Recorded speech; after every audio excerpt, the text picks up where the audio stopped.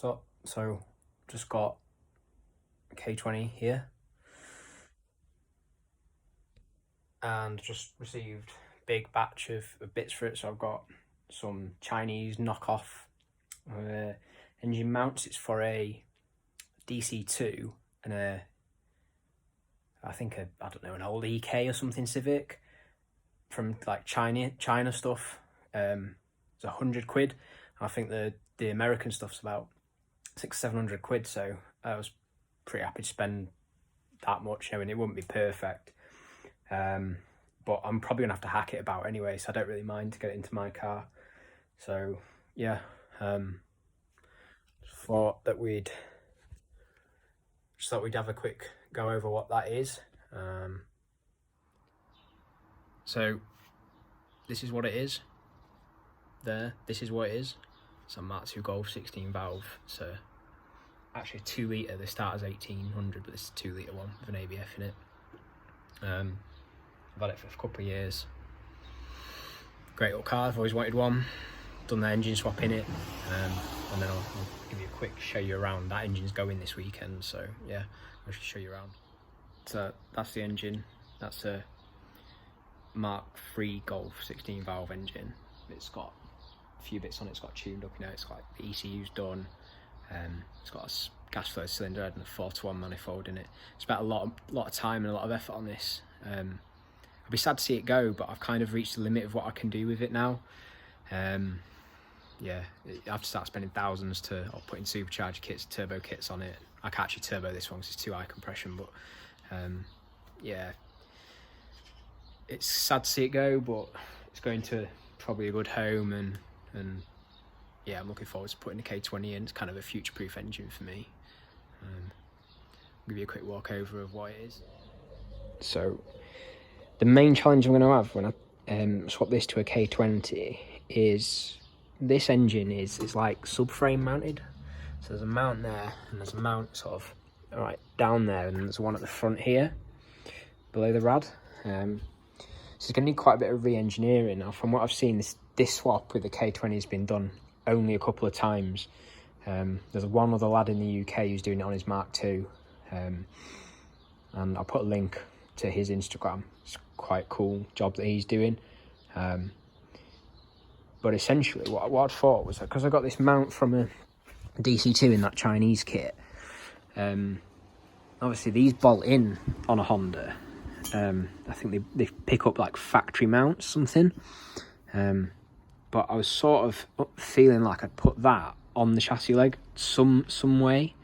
I mean, if I can't make that work, I'm pretty sure I can cut this off and make it work, and we'll go from there. And as I say, that's going to be that's for the engine side, and then the gearbox side I'll have to make something because that kit didn't come with it, but that's fine. That's what I was expecting to do.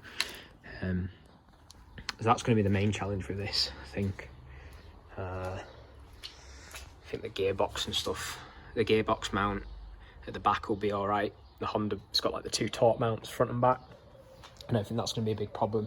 I think it's a pretty similar engine. This one's quite tall with that inlet manifold on the top. I know a K20 is quite tall with the VTEC and the roller rockers in it, but I don't think it's going to be too major difference. I think, obviously, in terms of the architecture, it's a similar engine. It's the same like displacement, you know, 2 litre. It's not miles away, still a car in it. Anything's possible. I'm sure we can make it work. So there we are. And we've got, it's a pretty like substantial steel bracket here. I mean, it doesn't look too bad. The paint quality is pretty crap, but I don't really mind. I think it's a wet coat rather than a powder coat, but whatever. I mean, the machine mounts aren't terrible. Probably just made a monkey metal rather than like proper 6061 or whatever it is they make the American stuff out of, but they're all right. Yeah, I already done the valve cover in red because that's the whole point of a K series, isn't it, having it in red. Water pump housing and all the other bits and the inlet manifold, I've sent them off for vapor blasting. I'm having a go at the moment, like trying to clean up this because it's all quite, you know, it's quite corroded and just basically, it's been a car in England for 16 years, you know, just gets covered in crap and scale. So anyway, that's come off.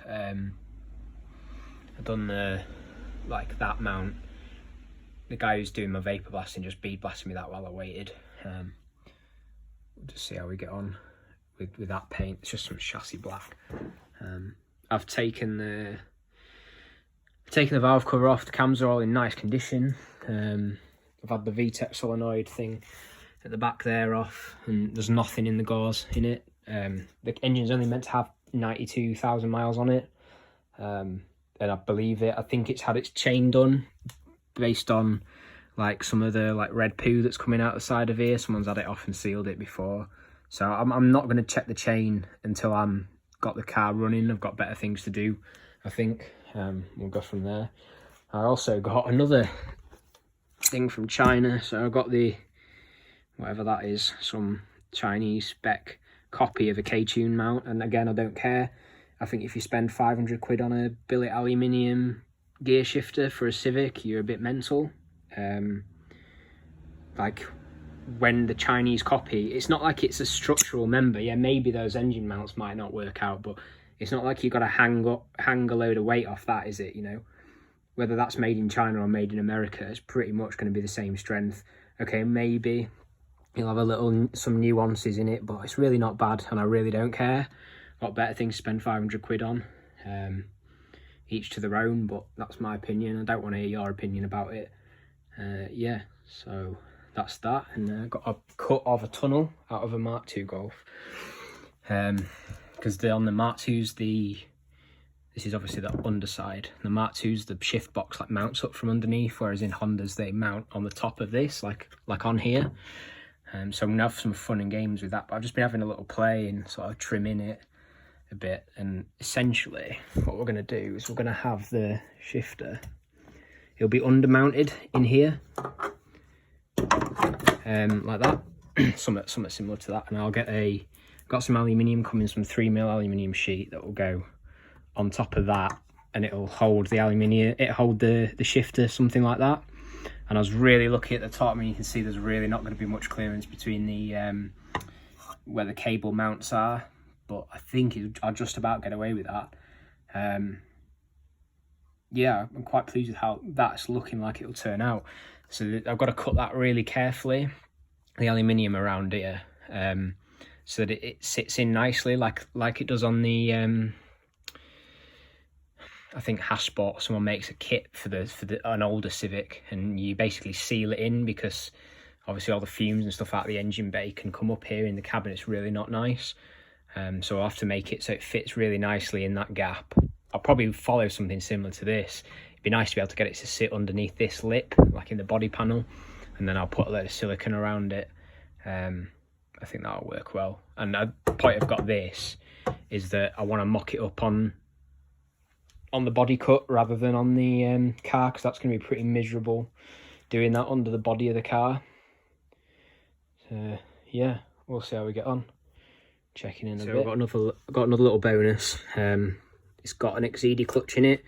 Now, I'm under the impression that that's quite a good clutch, although I'm sure someone will tell me that it's not. Whatever, looks all right to me. There's loads of meat on it, so I'm gonna keep it, and you know, I'll change it later on, I reckon, unless it slips, in which case I made a mistake, didn't I? But I'd rather not spend a load more money on something which might well work. It's not like it's a daily car, is it? You know, so might feel differently if it's slipping, but whatever. Looks like loads of meat in that to me. I don't think that's a particularly old clutch. And I'm also of the understanding that the blueness of it isn't because it's overheated, it's because that's the colour that the XED ones come in. Yeah, so I'd mention that as well. So join me from the back of the engine now. I've got this diff mount, at the back of the engine mount, whatever you want to call it. Found the first China spec of this, so that is a 1.5mm M12, 10mm thread, whatever it is. It's a 1.5. Every other bolt on this engine is a 1.25mm, at least for the like bell housing stuff. And all the bolts that they supply you in the kit are 1.25mm pitch as well. So that's the first balls up. And I'm fairly sure there's going to be another one when I sort that out. So I'll get back to you in a sec. So yeah, I just found another treat here. When they welded that, badly, I'd say. Look at the state of that fucking weld. Anyway, yeah, when they've welded it, they haven't put anything in it and they haven't cleaned it out afterwards. You get that bolt about halfway in, and that, by the way, is a 1.5mm thread. And I'll compare that. We'll compare that to the 1.25mm thread. Look at this. Look at them. Look at that. I mean, come on. How did they get that so wrong? So they've not only have they welded the wrong one in, they've welded it wrong. Whatever. I'll send a tap down. Part 3 of the diff mount mystery. So I told you I was going to be another thing, not just that, but basically, can you see that gap there? Yeah, it's probably what, 2mm, 3mm, something like that. And then can you see the gap there? No, you can't, because there isn't one. So basically, the offset on that, where that like top hat or washer is off. Is wrong. If I had to have a guess, I'd say this is a top hat that they weld in here with like a threaded top hat insert. I'd have a guess that it's been put the wrong side in, but it's absolutely shit. Like the fitment, I mean, I can't even turn that bolt by hand, and it's something like in 3 threads. So I just thought I'd put that in anyway to see what it's like. I don't think I'm going to end up using this. I mean, it's crap anyway, clearly, but I don't think I'm going to use it. Because I think that this engine mount, because it's meant for a Civic, this one, yeah, I think that is way too high. I think the Mark II subframe's like here. So I suspect that I won't be using this. I mean, I've got it even for scrap. I mean, I don't care. Like, I can cut maybe this bit off here and then reuse it on here or something, use that part as a diff mount. But yeah, it doesn't matter. I just thought I'd give a quick look. At least it gives me something to grab onto while we're manoeuvring it in and out of the car. But I don't think that's gonna last. All right, so there we are. K20 swap going in a Mark II. I think you maybe see the direction I'm gonna go in. First job's getting that thing out of there. It's going this weekend. I got quite a good price for it actually. So I'm quite pleased with that. I'm sure I can buy lots of other crap with that. Yeah. Hope you like the video. Feel free to not voice your opinion if it's not positive. There's enough of that on YouTube. I'm not interested. If you've got some comments, some constructive feedback, even some constructive criticism, don't mind that. A bit of banter, whatever. Yeah, cool. Hope you enjoyed the video. See you in a bit.